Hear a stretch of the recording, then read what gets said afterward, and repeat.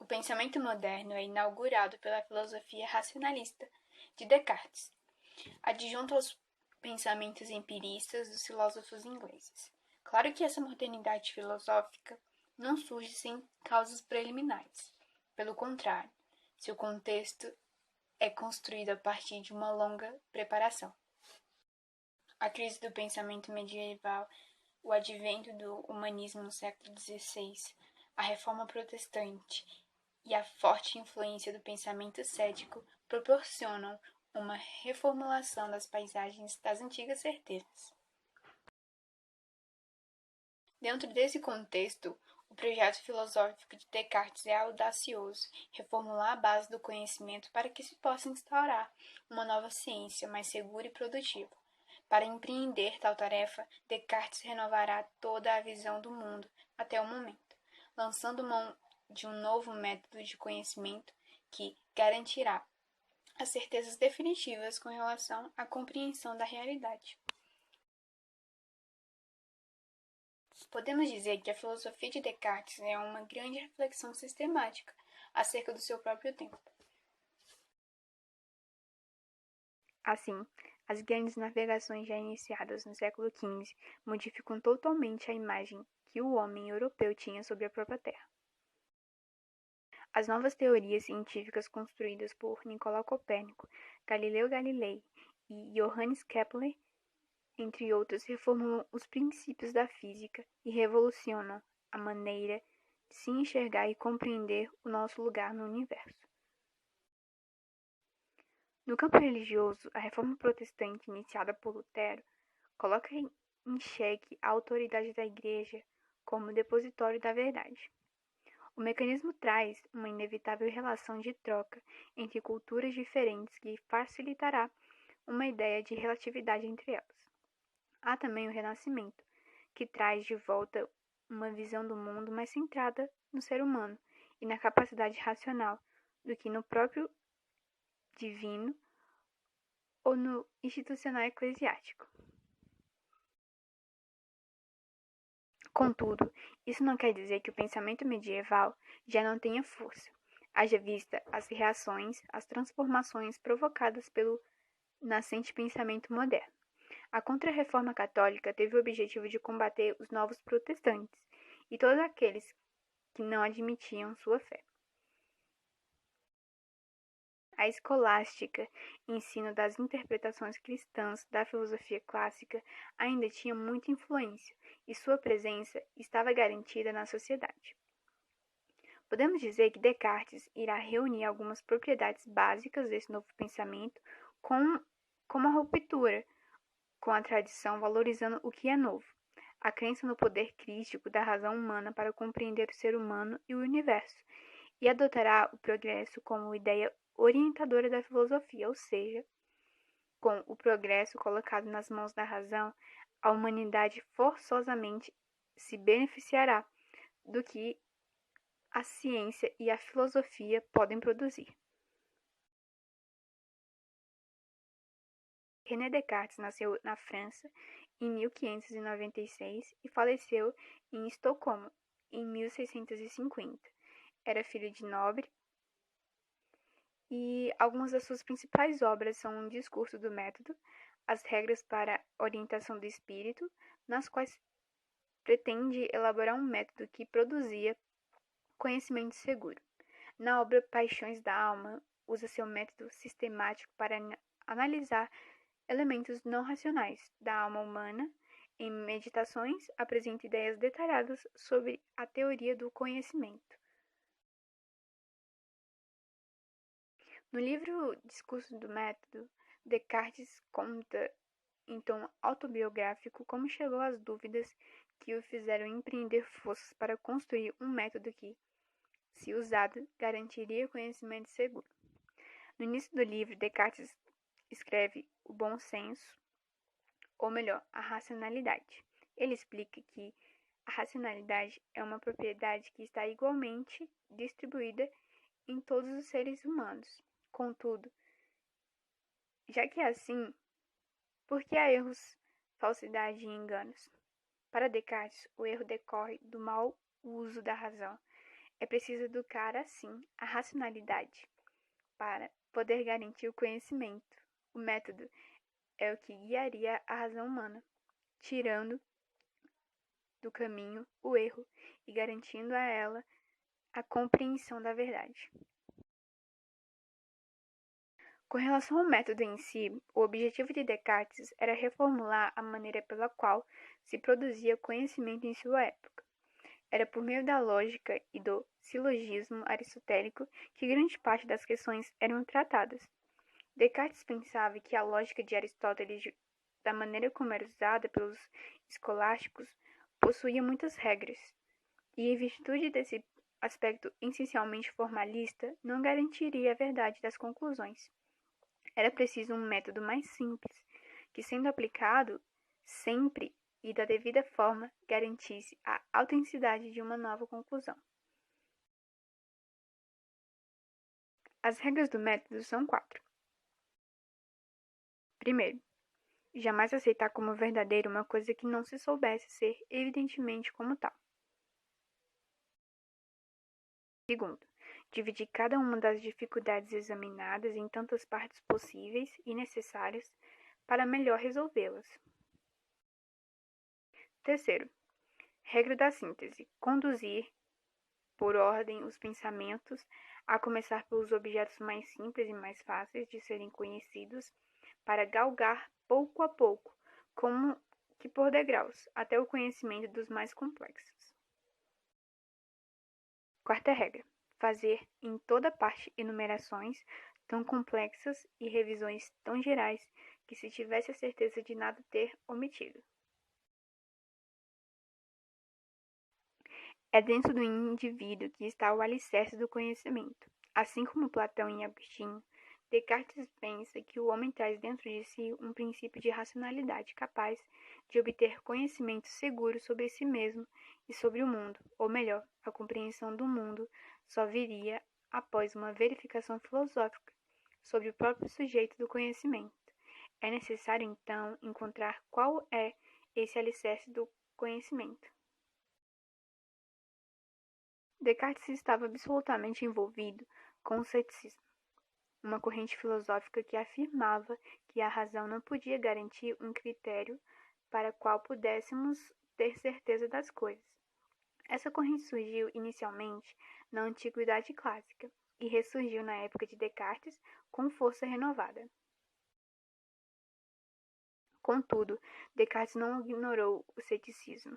Ele levava o mundo a sério como excelente ferramenta de crítica cujos pensamentos não deveriam ser ignorados. Para o filósofo, as críticas que o ceticismo levantava deveriam ser todas respondidas à altura.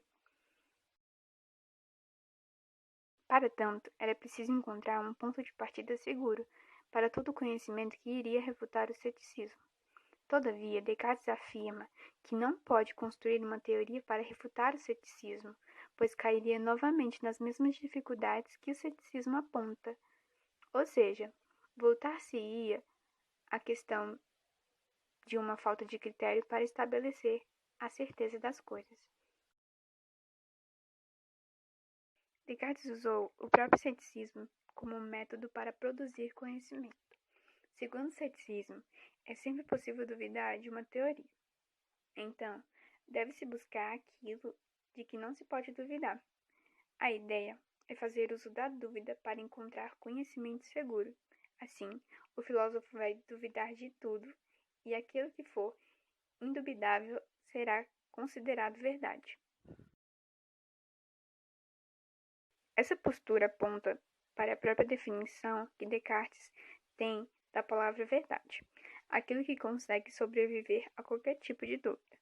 Portanto, Descartes faz uso da dúvida metódica para encontrar seu princípio seguro do conhecimento, ou seja, uma primeira verdade que seja indubitável. Veremos por partes como se dá cada estágio dessa dúvida. Tradição. Como já expôs em Discurso do Método, aquilo que se aprende por meio dos professores e livros pode ter de fato um grande valor. Contudo, não é só porque faz parte da tradição de uma coisa que é verdade. Portanto, a tradição é facilmente colocada em dúvida e, assim, temporariamente descartada. Além da tradição, temos a observação. É importante dizer que o que é duvidável não é necessariamente verdade, mas também não é necessariamente mentira. Descartes diz que para suspender o juízo com relação a esses valores, até que encontremos um juízo que possa revelar uma verdade autêntica. Além da tradição e da observação, temos os sentidos. É aquilo com que se toma contato por meio dos sentidos e que também pode ser colocado em dúvida. Objetos distantes confundem, fazendo com que se tome uma coisa por outra. Por exemplo, quando se olha para um graveto dentro da água, há a impressão de que ele está torto ou quebrado, o que não é verdade. Assim, essas coisas passam a ser duvidáveis. Logo, em seguida encontramos o argumento do sonho, segundo o qual não tem condições racionais de extinguir exatamente o sonho da realidade. Descartes afirma que o ser humano lembra de alguns sonhos que tem e que, por serem tão reais, toma-os como verdade. Então perguntará a Descartes: e se nós nunca acordássemos? De fato, tudo aquilo que estamos vendo, tocando, cheirando e sentindo nesse exato momento, quando supostamente estamos acordados, pode ser um sonho, e não teremos condições de provar o contrário. Assim, tudo o que sabemos pelos sentidos pode ser duvidável, até mesmo a memória. Entretanto, diz o próprio Descartes, o argumento do sonho não é suficiente, porque todos nós sonhamos relativamente as mesmas coisas, ou seja, existe um conjunto coletivo de imagens que compartilhamos. De certa forma, teremos a realidade como preferência, portanto, ainda há uma maneira de se reportar à realidade. Descartes é ainda mais rígido com a aplicação da dúvida do que os céticos de sua época e os anteriores a ele, fazendo com que ele chegue a um nível hiperbólico. É por essa razão que se costuma chamar esse estágio de argumento de dúvida hiperbólica. Descartes cria a hipótese de haver um gênio maligno ou um Deus enganador, que poderia estar constantemente nos enganando. Esse Deus teria o poder de fazer crer que qualquer coisa pensada possa ser verdade, e que de fato é mentira. Aliás, esse Deus poderia até mesmo nos fazer duvidar de nossa própria existência. Assim, não é mais possível ter certeza de coisa alguma. Todas as coisas estão passíveis de dúvida, logo, não podem mais revelar um grau de verdade. Ainda há uma dúvida: o próprio ato de duvidar. Ao colocar o ato de duvidar em dúvida, já se está duvidando. Assim, não há como duvidar da dúvida, pois sua própria ação revela sua existência. Desse modo, a dúvida é a primeira verdade da qual não podemos duvidar. Descartes prossegue: se duvido, então quer dizer que penso. Forçosamente, isso faz com que eu tenha certeza de minha existência, porque se duvido, eu penso, e se penso, logo eu existo. Isso se traduz: penso, logo existo. A própria dúvida se revela como a primeira verdade segura que encontramos, e a partir dela já podemos inferir o pensamento e a existência. Ou seja, logo após encontrar seu princípio verdadeiro, Descartes parte para recuperar tudo aquilo que foi colocado em dúvida nas meditações anteriores. Contudo, o cogito, como é chamada essa primeira certeza, apenas revela a certeza do pensamento puro, mas não da realidade exterior, incluindo aí o nosso corpo. Em outras palavras, esse princípio seguro apenas dá a certeza de uma coisa, de que somos um ser que pensa. De todo o resto, inclusive do nosso próprio corpo, das outras pessoas e do mundo, não se pode ter certeza da existência, e portanto não se pode conhecê-los. Vamos dizer então que essa é a origem do que chamamos de solipsismo, a impossibilidade de conhecer algo que não seja a si mesmo. A primeira consequência do cogito é a introspecção. Se o conhecimento vem do pensamento, o ser que pensa será o primeiro objeto de análise. Desse modo, logo numa análise inicial desse ser que pensa, podemos encontrar nele as ideias.